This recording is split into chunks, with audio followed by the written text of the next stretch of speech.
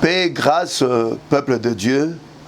Nous continuons notre exposé sur l'interprétation des songes et nous sommes dans Proverbes chapitre 22, verset 20, là où nous sommes limités. Nous lisons au nom du Seigneur Jésus.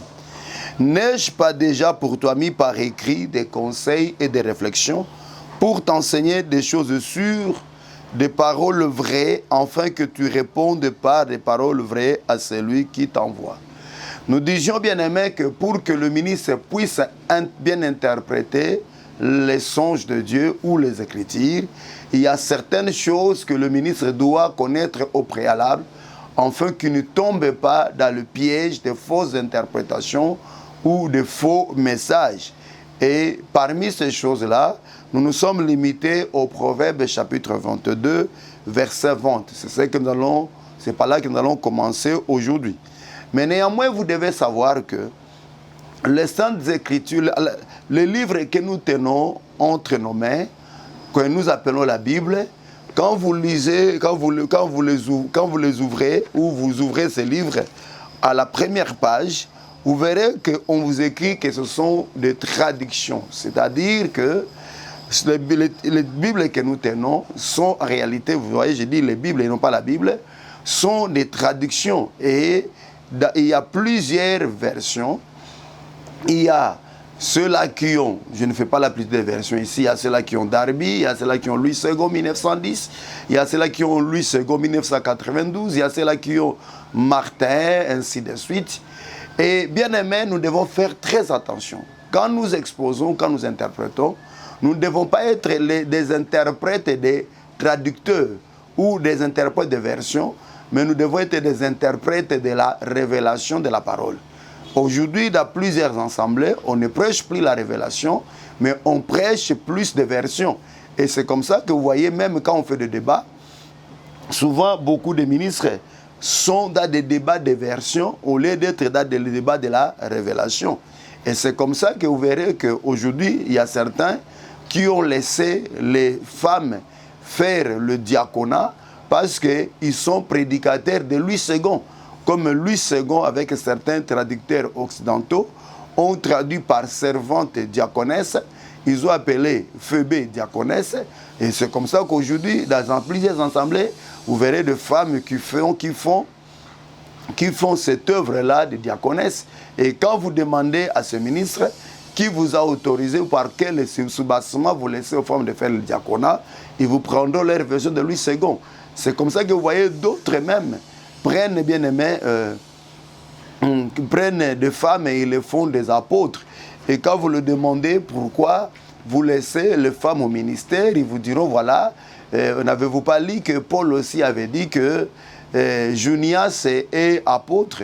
Or, bien aimé, quand ils vous prennent Junias, un des contemporains de Paul, et quand ils vous disent qu'elle était apôtre, juste c'est par rapport à une version qu'ils ont lue, bien aimé. Mais en réalité, ça n'a aucun soubassement sur la révélation. Voilà pourquoi, pour ne pas tomber dans des versions et rester fidèle dans l'interprétation de la parole, la première des choses, le ministre est appelé à connaître véritablement les songes de Dieu.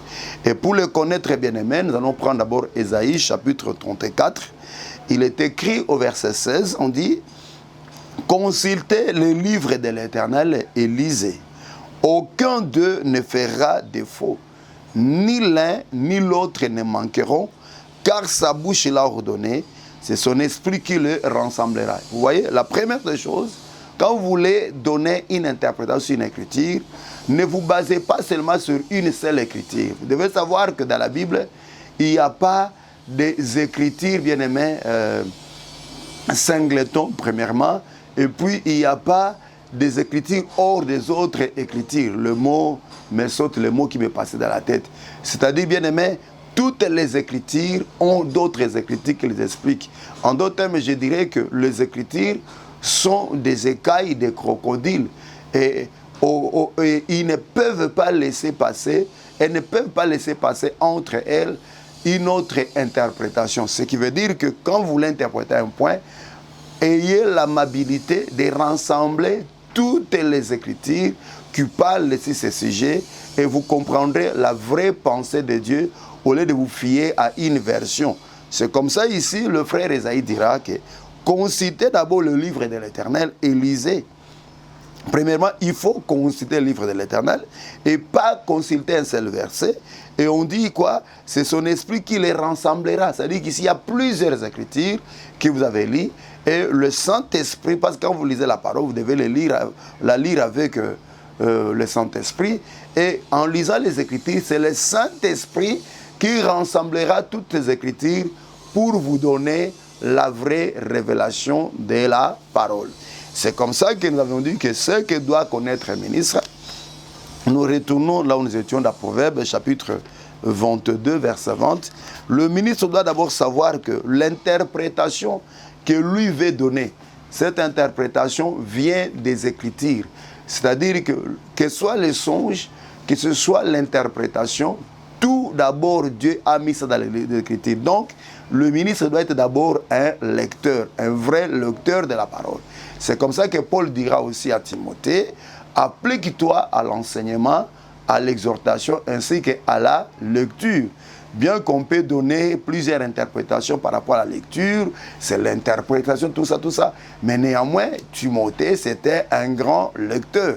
N'oubliez pas qu'il est écrit dans le livre des Proverbes que la gloire de Dieu, c'est de cacher les choses, et la gloire des rois, c'est de sonder les choses. Et c'est-à-dire que le roi avait pour mission de sonder les Écritures. Or, quand nous parlons des rois ici, nous voyons le ministère. C'est-à-dire que Dieu a mis sa gloire en se cachant dans les Écritures, selon Ésaïe 45, verset 15. Et le ministre a reçu de la part de Dieu la grâce de sonder les Écritures. Alors, je vais me référer à une écriture pour que vous sachiez d'abord le travail d'un roi. Parce qu'aujourd'hui, les gens croient que le ministère, c'est un acte de fainéantisme. Non, le ministre, ce n'est pas un fainéant. Le ministre, c'est un vaillant. Et le ministre doit avoir beaucoup de temps pour lire. Nous sommes dans Deutéronome chapitre 17. Deutéronome chapitre 17, nous allons lire au nom du Seigneur Jésus. Écoutez ce que l'Éternel a dit à Moïse au sujet du roi. Deutéronome chapitre 17, nous lisons, il est écrit, que le Dieu des cieux soit loué.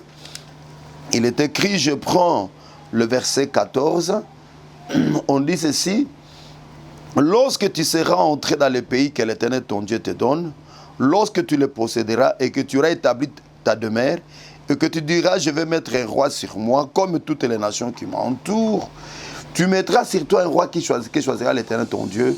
Tu prendras un roi du milieu de tes frères. Vous voyez, d'abord, un ministre, ce n'est pas un païen, ce n'est pas quelqu'un qu'on prend hors de l'Assemblée, quelqu'un qui n'est pas baptisé du Saint-Esprit, et on l'établit ministre.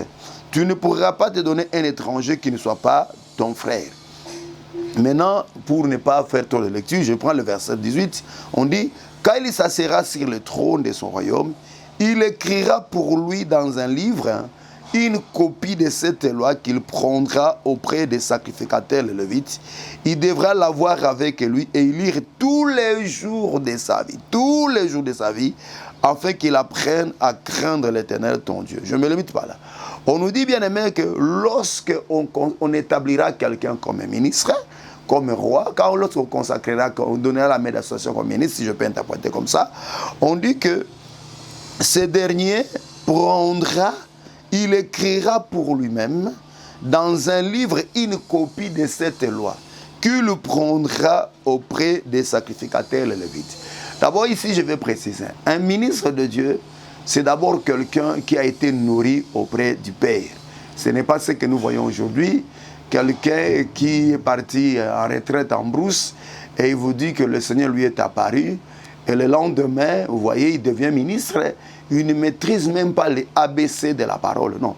Un ministre de Dieu, ça doit être d'abord quelqu'un qui a été au pied de notre ministre et qui a été nourri d'abord de la parole. Bien aimé, la Bible, elle est claire là-dessus. Vous verrez que, bien aimé, que Josué était à l'école de Moïse, Élisée était à l'école d'Élie, et si nous pouvons évoluer, vous verrez que Paul, avant la révélation, il était d'abord au pied de Gamaliel, Timothée était au pied de Paul, c'est-à-dire qu'un ministre, c'est d'abord un enfant qui a été auprès de notre ministre et qui a été nourri par ce dernier. C'est comme ça qu'on nous fait voir ici, bien-aimé. Paul dira à Timothée d'ailleurs, ce que tu as reçu de moi, de Timothée 2:2, transmets-le à des hommes fidèles, à des hommes capables et fidèles à les transmettre aussi à d'autres. Et puis il va lui rappeler, il lui a rappelé à multiples reprises, tu connais de qui tu as appris ces choses. C'est-à-dire que tout ministre a quelqu'un auprès desquels il a reçu la parole. Et là, je vais vous dire, là, il y a le père, mais il y a aussi le maître.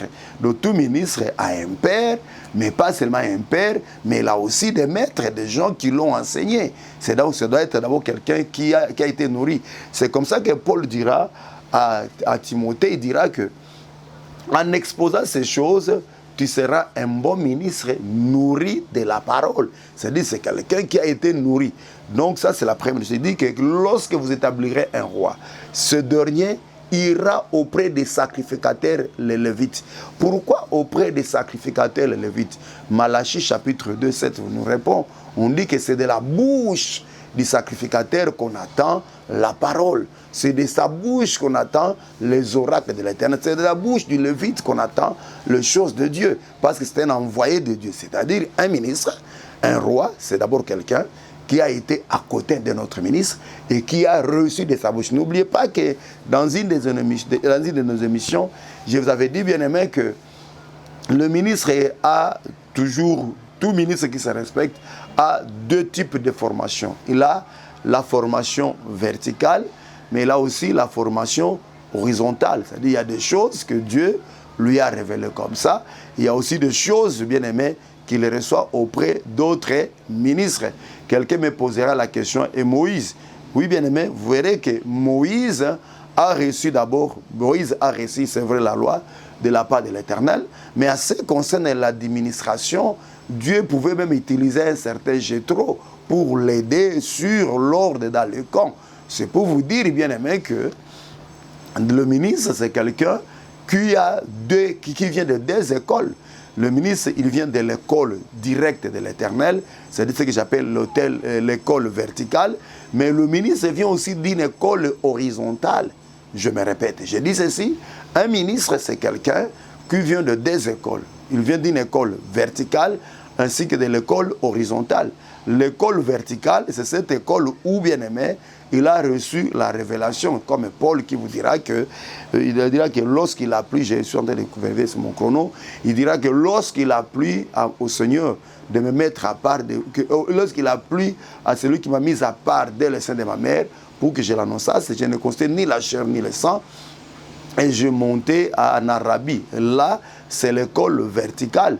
Mais n'oubliez pas que Paul était aussi dans une école horizontale, au pied de Gamaliel, là où il a appris les Écritures. Si la révélation, c'est le Seigneur qui lui a donné, mais au moins les Écritures, Paul en a eu la connaissance au pied de Gamaliel. Et tout ça, bien aimé, c'est pour éviter la rébellion, l'orgueil éviter la vanité, l'orgueil, tout ce que les vaines pensées qui montent, surtout dans des jeunes frères qui vous disent que non, moi je ne peux pas écouter quelqu'un d'autre, moi Dieu me parle. Non. Donc vous voyez bien aimé qu'un ministre, c'est quelqu'un qui vient d'une école. Et bien aimé, d'ailleurs, à travers votre langage, à travers votre expression, à travers votre manière de parler, on peut comprendre de quelle école vous venez. Et ici, on nous fait voir, bien aimé, on dit que le roi ira auprès des sacrificateurs. C'est là où il prendra, bien aimé, la portion, il prendra la loi et il va écrire. Il va écrire. C'est-à-dire quoi? C'est-à-dire qu'il prendra cette parole et la fera sienne. Et puis on dit quoi? Chaque jour de sa vie, il la lira chaque jour. Je répète encore, on dit, quand ça sera sur le trône de son royaume, il écrira pour lui dans un livre une copie de cette loi qu'il prendra auprès de sa fidèle Lévite. Le verset 19, il devra l'avoir avec lui et il lire tous les jours de sa vie. Vous voyez, un ministre, c'est quelqu'un qui a avec lui la parole et qui la lit tous les jours de sa vie. même à la dernière seconde de sa vie, il doit toujours lire la parole parce que c'est lui le défenseur de la parole. Voilà pourquoi Paul, quand il disait à Tite, et à Timothée, il dit que pour établir quelqu'un ancien, ça doit être quelqu'un qui est capable de réfuter le contradicteur. Comment pouvez-vous réfuter le contradicteur si vous-même vous ne connaissez rien? Pour réfuter, il faut d'abord connaître. Pour réfuter quelqu'un, si c'est le fausseté qu'il a dit, il faut d'abord que vous ayez la véracité de la chose. Si vous n'avez pas la vérité de la chose, vous n'allez pas réfuter. C'est comme ça, c'est avec notre sœur Priscilla ainsi que son mari Aquilas. Si Priscilla était dans ce siècle-ci, on l'allait appeler docteur de la parole, mais gloire soit rendue à Dieu. C'était une sœur respectueuse de la doctrine. Et ma prière a toujours été que dans nos assemblées, que Dieu nous donne aussi des sœurs comme Priscilla. Priscilla a été bien nourrie de la parole auprès de Paul.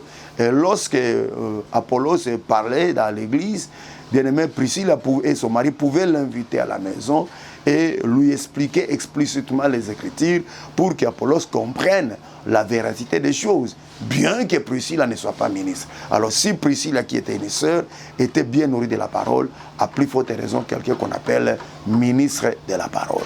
Donc que le Dieu de Dieu bénisse. Vous voyez que le ministre est appelé d'abord à lire. Vous voyez, donc il est appelé à lire. C'est comme ça, bien aimé, ce sont parmi les choses qu'un ministre doit connaître. Bien aimé, l'interprétation, bien aimé, ne sera bonne que lorsque vous prenez votre temps à beaucoup lire. Souvent, nous avons des gens qui font l'œuvre des perroquets, c'est-à-dire ils écoutent, ils écoutent, ils retransmettent. Donc, ils écoutent et puis transmettent sans vérifier. Et moi, je connais des gens où le mentor, si on peut le dire comme ça, le maître ou l'orateur principal a dit quelque chose, lui aussi, eux aussi ont pris la même chose. Ils sont partis répéter la même chose sans vérifier s'il n'y a même pas d'erreur dans ces choses. Non. Il a été dit à Gédéon, pour que tu ailles en bataille, tu dois prendre, que tu amènes le gens au torrent, et ceux-là qui vont boire de l'eau, comme le chien, tu le mettras à côté, mais ceux-là qui prendraient de l'eau avec la main et qui vont boire, eux aussi tu le mettras à côté. Pourquoi prendre avec la main? Parce que quand on prend la main, on a tout le temps de vérifier sur la pureté de l'eau. Et c'est ça, un ministre. On ne refuse pas que vous écoutiez d'autres éminents, que vous écoutiez des érudits, mais il n'est pas dit parce que cet érudit est tellement connu, alors vous devez vous fier à sa notoriété au lieu de vous fier aux Écritures. Tout ce qu'il dit, c'est bon, mais vous devez toujours vérifier. Moi qui vous parle ici, j'écoute beaucoup de prédicateurs.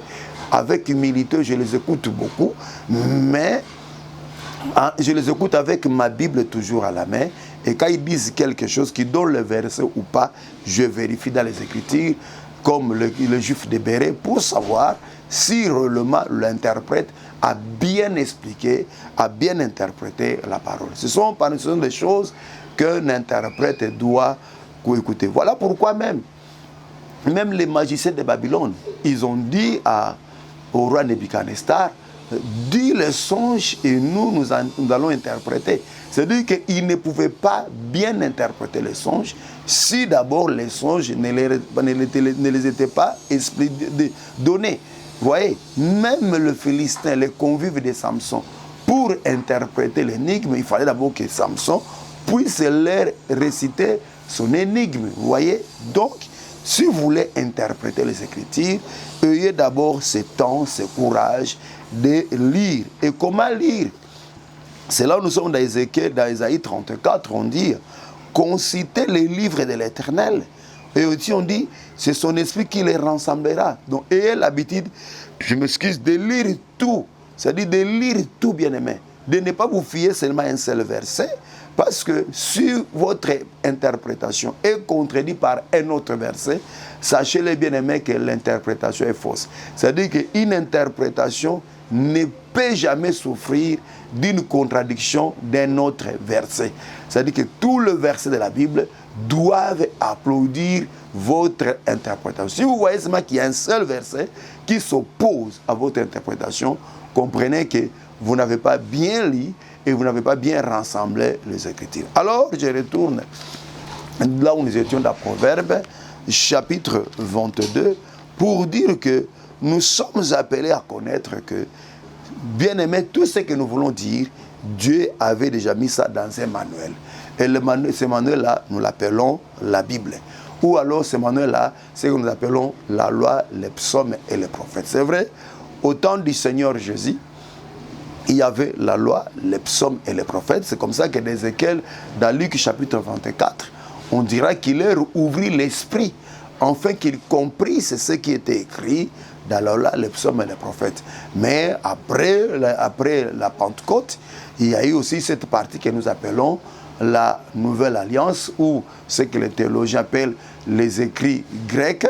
Là, nous voyons le livre des Actes des Apôtres, et juste nous voyons les Actes des Apôtres, nous voyons Matthieu, Marc, Jean et Luc, et ainsi de suite jusqu'en Apocalypse. Et bien aimé, vous devez lire tout ça. C'est dans tous ces écrits-là, inspirés, que Dieu a déposé sa révélation, a déposé sa parole. On dit, n'ai-je pas déjà pour toi mis par écrit des conseils et des réflexions? Et c'est là que sortent les conseils ou les sentences, c'est là où sortent les réflexions. C'est comme ça que nous avons toujours dit qu'un ministre de Dieu n'est pas appelé à raisonner sur les Écritures. Parce que, bien aimé, c'est dans les Écritures que Dieu a déjà mis des réflexions et des conseils. Et ces réflexions et ces conseils nous font quoi? Nous donnent, bien aimé, des enseignements sûrs. Nous enseignent des choses sûres, des paroles vraies.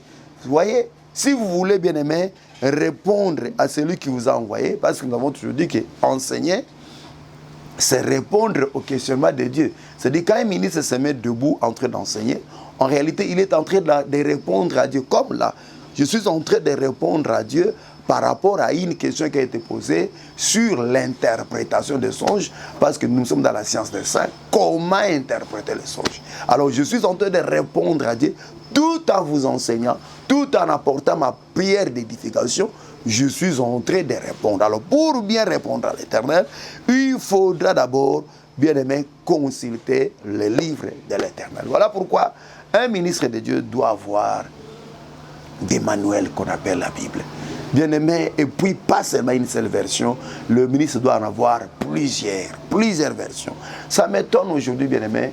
Vous voyez un ministre qui vient dans une assemblée avec son petit téléphone, c'est là où il y a sa petite Bible, et puis de Louis II, et puis quand le téléphone s'éteint, il se plie comment se retrouver. Non, bien aimé, un ministre, ça doit être quelqu'un qui a un bureau, qui a des ouvrages qu'on appelle la Bible, et qui lit.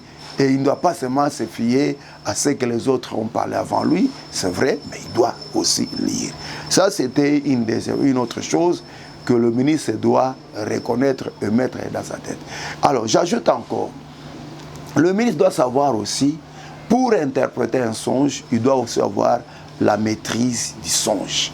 Vous devez avoir la maîtrise de cette écriture. Donc, il faut connaître, bien aimé, maîtriser cette écriture. Alors, là, il y a quelque chose qui me passe plutôt dans la tête. Vous savez, quand vous lisez les Écritures, vous devez savoir aussi positionner ces écrits par rapport au temps. Par rapport au temps, parce que souvent, on a plusieurs interprétations parce qu'on ne sait pas positionner les écrits bibliques par rapport au temps. Ce sont des choses que vous devez toujours connaître. Je vais donner un simple exemple. Il est écrit, Jésus-Christ dit, depuis le temps de Jean-Baptiste jusqu'à maintenant, le royaume des cieux est forcé. Et ce sont les violents qui s'en emparent. Je prends tellement cette écriture. J'ai toujours écouté des gens qui ont toujours pris cette écriture et qui l'ont amenée dans ces temps-ci de la grâce. Est-ce que réellement, lorsque Jésus-Christ disait que depuis le temps de Jean-Baptiste jusqu'à maintenant, le royaume des cieux est forcé et ce sont les violents qui s'en emparent, est-ce que le Seigneur Jésus parle de ces temps? D'abord, quand on dit le temps de Jean-Baptiste, est-ce que le temps de Jean-Baptiste, c'est le moment où Jean-Baptiste était né jusqu'à sa mort, ou le temps de Jean-Baptiste parlait de toute une dispensation? C'est comme ça qu'on interprète la parole. Premièrement, il faut savoir ce temps-là parlait de la période où Jean-Baptiste était né jusqu'à sa mort, ou ça parlait d'une dispensation. Et la Bible va vous répondre que quand vous consultez maintenant les Écritures, vous comprendrez que le royaume des cieux était fermé depuis que Adam avait péché. C'est à ce moment-là que le ciel était fermé. Et le ciel est resté fermé jusqu'à la croix. Donc il a fallu que Christ Jésus puisse mourir à la croix pour que la porte, pour que le voile intérieur soit tout déchiré et que la porte, bien aimé, le chemin du lieu très saint soit ouvert, le chemin de l'arbre de vie soit ouvert, afin que tout le monde puisse maintenant s'approcher du trône de la grâce pour recevoir miséricorde, grâce ainsi que le secours. Vous voyez, bien aimé, vous voyez que quand vous prenez déjà cette écriture-là, vous ne savez pas la placer dans son temps, ça devient un problème. Et lorsqu'on me dit, ce sont les violents qui s'en emparent. De quels violents parlons-nous ici? Est-ce que les violents ici qu'on parle ici, ce sont les enfants de Dieu pour qui Christ Jésus est mort à la croix et qui ont reçu la grâce aujourd'hui de s'approcher du trône de la grâce, ou les violents dont le Seigneur parlait ici, c'était le prophète de l'ancienne alliance quand nous retournons à la piscine de Bethesda, parce que là il y avait un homme de 38 ans qui ne pouvait pas descendre à l'eau lorsque, bien aimé, l'ange descendait, et ce sont les plus vigoureux qui descendaient, le premier qui était guéri. Vous voyez? Donc quand vous voulez interpréter la parole, il est très important, bien aimé, de savoir prendre d'abord une écriture et savoir la placer dans son temps. C'est comme ça que quand vous prenez par exemple Ésaïe, vous verrez qu'il y a un changement de langage entre ce que dit Ésaïe 53 et ce que dit le frère Pierre. Le frère Ésaïe dira, c'est par ces meurtrissures que nous sommes guéris. C'est par ces meurtrissures que nous sommes guéris. Mais quand Pierre viendra parler, il dira, c'est par ces meurtrissures que nous avons été guéris. Vous voyez que les deux n'utilisent pas le même temps. Parce que Ésaïe a évolué dans une dispensation. Par contre, Pierre a évolué dans une autre dispensation. Que le Dieu des cieux soit loué. Nous tous, nous avons commis pas mal d'erreurs comme ça. Donc, bien aimé, quand vous interprétez la parole, il est très important de connaître, bien aimé, le temps de l'écriture. Et puis, pas seulement ça, il faut veiller beaucoup plus sur de petits mots. Parce que dans la Bible, je ne sais pas si nous sommes dans une école d'interprétation, mais ce sont des choses qu'il faut connaître. Vous savez, souvent, la révélation se cache, bien aimé, derrière des petits mots. C'est comme ça, bien aimé, souvent, nous avons commis pas mal d'erreurs, même nous-mêmes que vous prêchons ici. Il y a beaucoup de choses que nous avons dit et à la fin, on s'est rendu compte que c'était des erreurs parce qu'on a négligé de petites choses. Je vais prendre deux exemples. Quand on parle de l'ouverture des sceaux, là, on nous fait voir par exemple que Jean avait vu les âmes de ceux qui étaient décapités à cause de la parole, qui étaient sous l'autel. On ne nous dit pas qu'ils étaient sur l'autel, mais sous l'autel. Vous voyez déjà, cette différence d'être sur et d'être sous, ça peut bouger déjà l'interprétation. Et puis on dit qu'ils étaient décapités à cause de la parole de Dieu et non pas à cause de la parole de Christ. Parce que dans le livre de Romains, on dit la foi vient de ce qu'on attend et ce qu'on attend vient de la parole de Christ. Vous voyez, cette différence-là, cette nuance déjà-là, ça peut bouger toute une interprétation. Quand Jean voyait les quatre êtres devant le chérubin, il vous dira que le quatrième être, c'était un aigle qui vole. On ne dit pas seulement un aigle, mais un aigle qui vole. Vous voyez, c'est pas cet ajout-là, ces suppléments-là, cette complémentarité-là qui vole. Vous voyez déjà, ça seulement-là, ça peut bouger toute une interprétation. C'est-à-dire que quand vous lisez les Écritures, il est tellement important de connaître d'abord, quand vous l'interprétez, de connaître d'abord les songes et bien connaître les songes, prendre ces songes-là, cette écriture-là, la placer dans son temps, voir comment est-ce que le prophète qui l'a donné, qui l'a écrite, comment est-ce qu'il a placé cette prophétie dans son temps. Et puis, bien aimé, ne pas négliger le petit mot qui semble ne pas, bien aimé, qui peuvent paraître bizarres. Il ne faut pas négliger ça. Quand le Seigneur dit par exemple que non, le Saint-Esprit surviendra sur vous. Pourquoi il a dit sur vous? Pourquoi il a dit avec vous? Et pourquoi il a dit en vous? Quand vous lisez les Écritures, vous verrez que le Seigneur Jésus, dans son discours par rapport à la relation que doit avoir un chrétien avec le Saint-Esprit, il va utiliser sur, avec et en. Mais pourquoi sur, pourquoi avec et pourquoi en?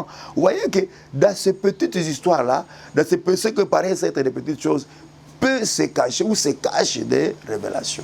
Ça, c'est encore une autre chose. On n'en finira pas aujourd'hui. Hein. On va juste flasher. Et que le Dieu de ce soit loué. Nous sommes là. Si vous voulez venir assister à l'école de l'interprétation des songes, nous sommes sur Kitega chaque samedi. À partir de 8h jusqu'à 12h, nous sommes là, chers hommes de Dieu, chers ministres, vous voulez que nous partagions. Nous sommes là sur Kitega numéro 50, dans la commune de Barumbu, tous les samedis de 8h à 12h. Et venez, nous allons laborer sur les Écritures. Et on continue, bien aimé. Quand vous voulez interpréter encore les Écritures, il y a encore quelque chose que vous devez connaître. C'est l'origine de chaque chose. Quand vous prenez le frère Luc, je savais que vous savez déjà que nous allons aller là-bas.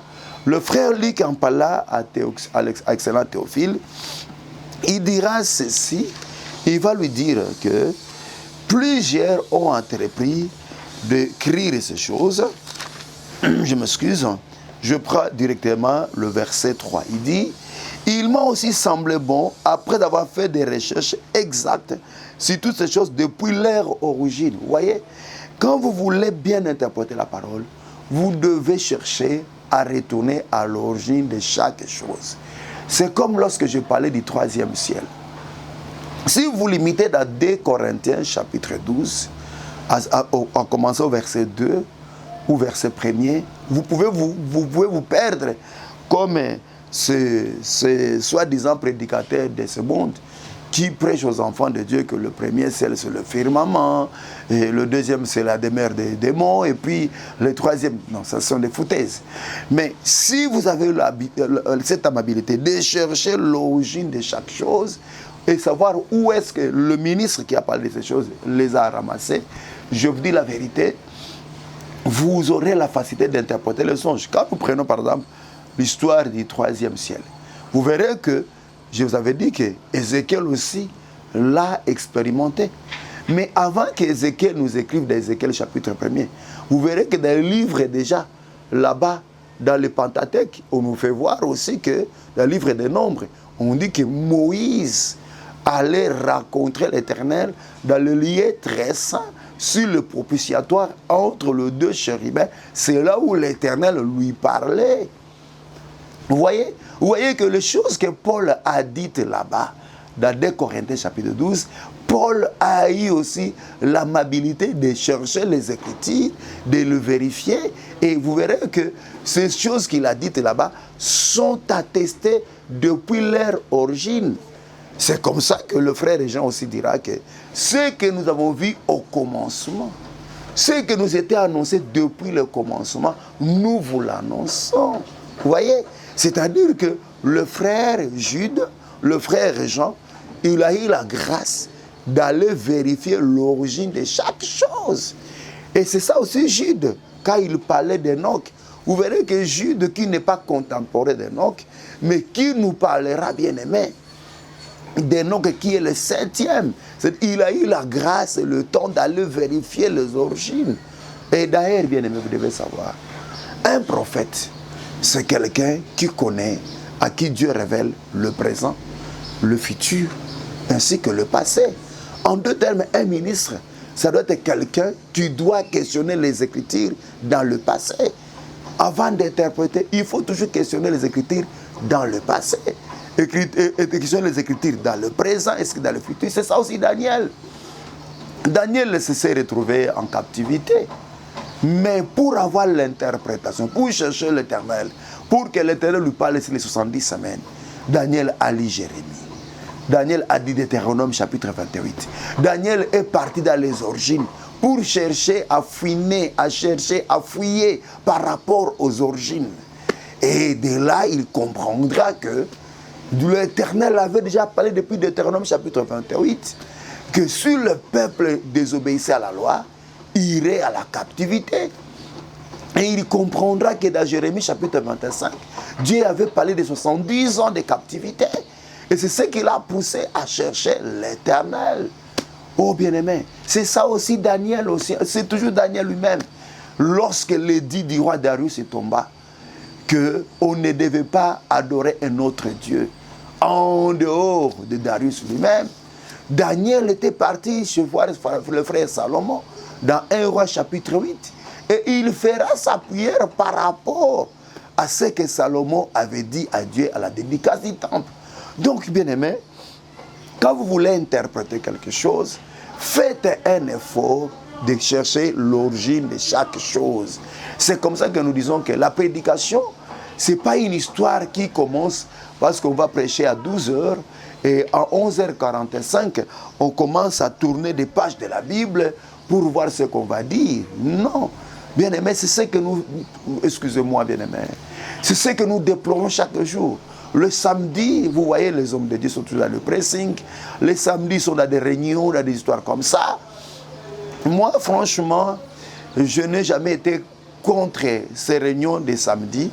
Mais moi, je crois que s'il y a culte le dimanche, le samedi, l'homme de Dieu doit être concentré devant la face de l'Éternel.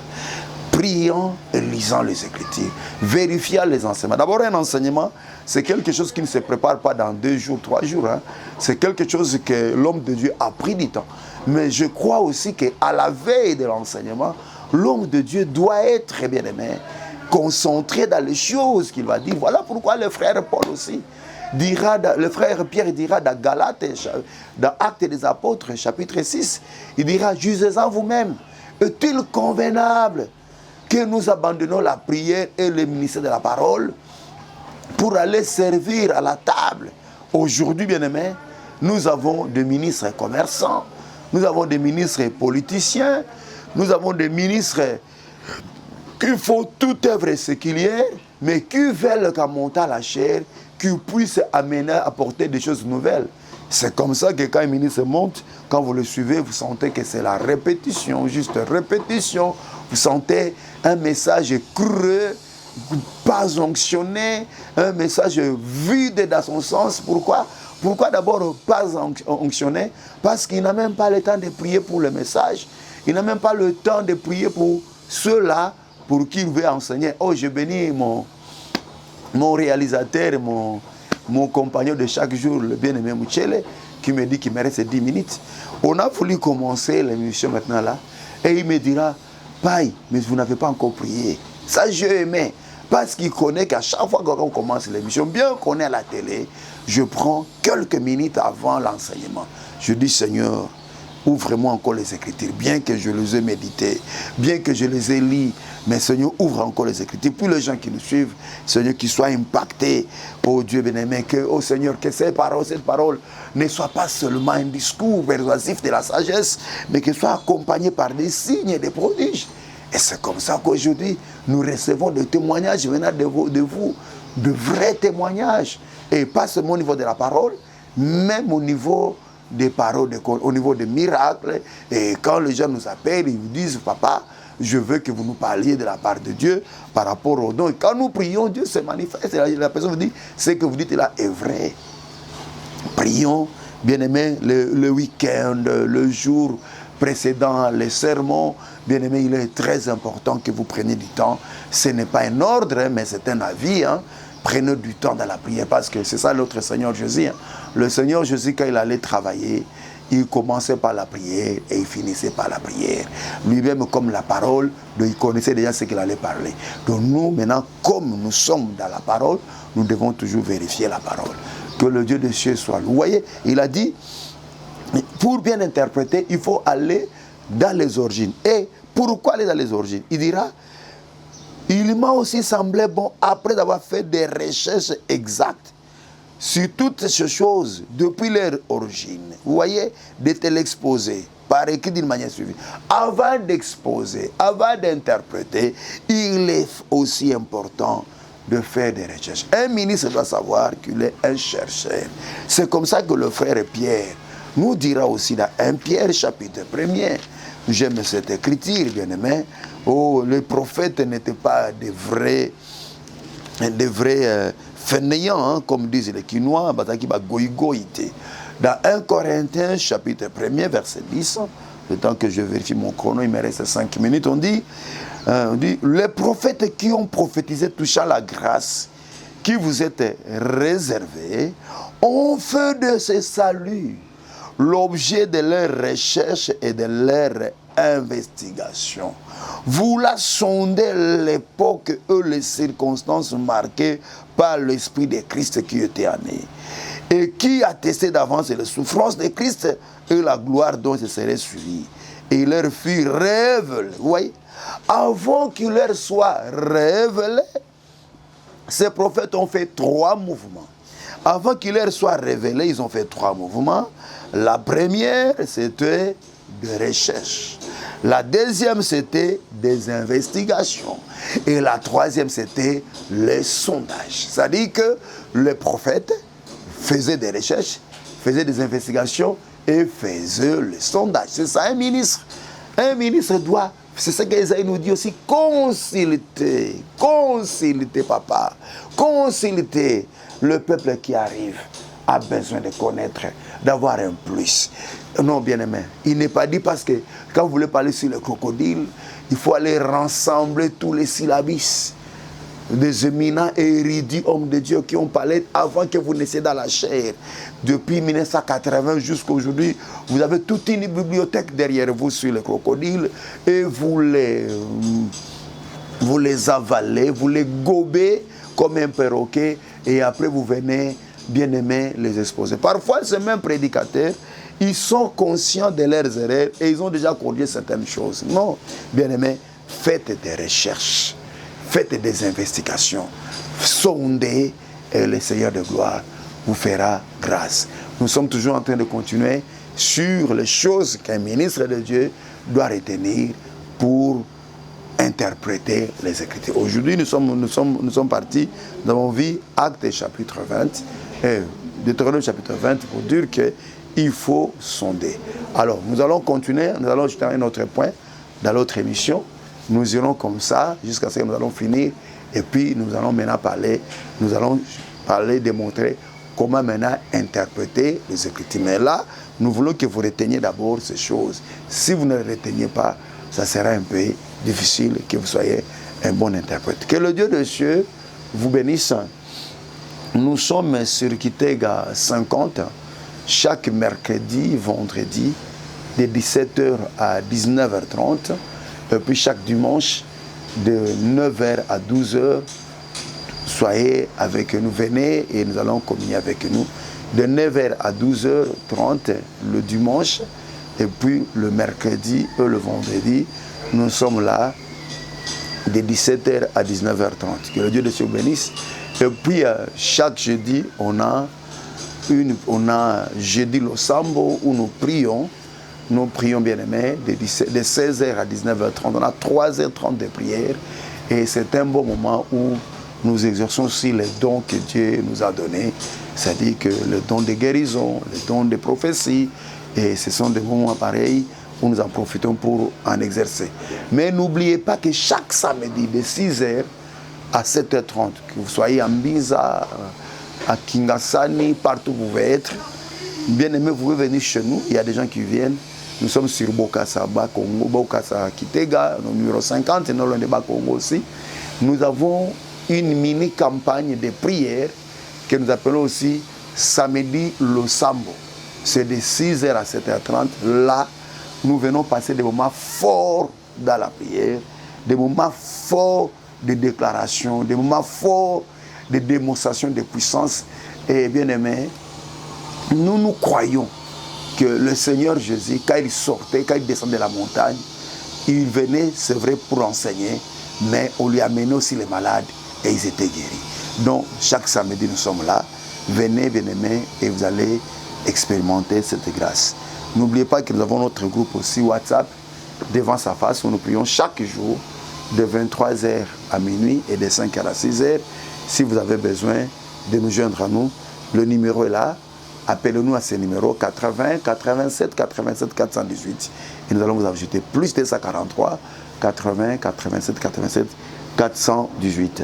Que le Dieu de Dieu bénisse. Nous préparons une campagne le 25, le 26 et le 27 juin. Nous serons en campagne sur Kitega. Le thème, le premier poisson. Vous êtes déjà nos invités, je crois. D'ici là, il y a de bandes passantes Et si Dieu fait grâce, il y a aussi des spots qui vont passer à la même chaîne et vous serez informés. Ne manquez pas de mettre ça sur votre agenda et vous serez bénis. Je bénis mon bien-aimé Muchele et je vous bénis. Ciao et à la prochaine émission. Que Dieu bénisse. Merci.